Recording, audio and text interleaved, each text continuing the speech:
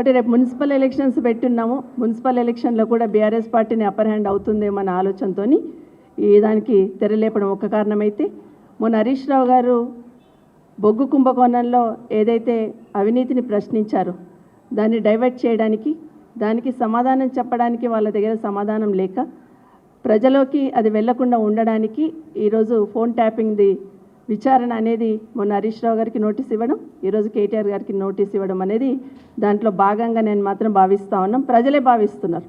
అంటే వాళ్ళ అవినీతిని కప్పిపుచ్చుకోవడానికి, దాన్ని డైవర్షన్ చేయడానికి మాత్రమే దీన్ని వాడుకున్నారు అనేది ఇప్పటికే ప్రజలే గమనిస్తూ ఉన్నారు.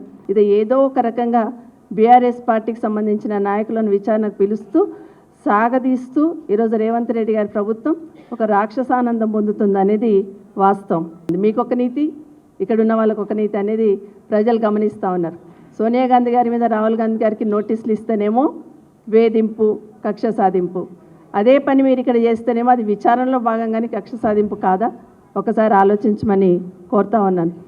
ఇది ప్రజాపాలన కాదు, ప్రతీకార పాలనలాగా సాగుతుందనేది ప్రజలు ఇప్పటికే అర్థం చేసుకున్నారు.